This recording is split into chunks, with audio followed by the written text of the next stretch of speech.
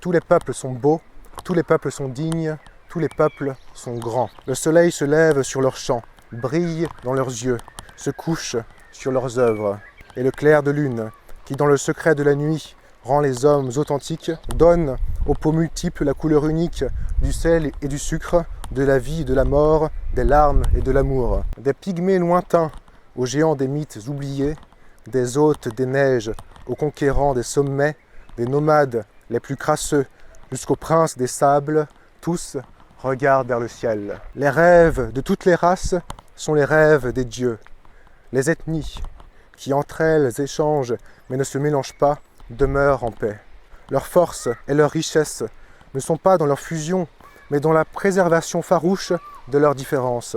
La gloire de ces sangs étrangers est non pas dans leur ressemblance, mais dans ce qui les distingue. Chaque souche a son âme, chaque espèce ses fruits, chaque forêt ses légendes, chaque royaume ses astres.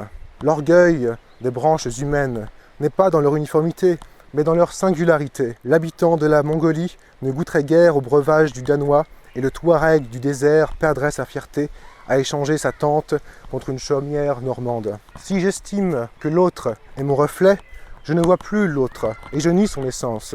Mais si j'admets qu'hors de ma frontière il est noir, tandis que je suis blanc, que sa tradition est faite de bois et que la mienne est faite de pierre, qu'il blanchit sa terre et que je fleuris mon jardin, qu'il mange son miel et que je bois mon vin, bref, qu'il aime au contraire, alors je le regarde comme un frère de la terre et non comme un pion, un clone, un être insipide et interchangeable. L'or des uns, la rudesse de certains, l'intelligence de ceux-là, la simplicité de ceux-ci, l'âpreté des primitifs, le raffinement des civilisés, voilà ce qui donne sa saveur à l'univers. En un mot, l'étrangeté des fleurs fait la lumière du monde.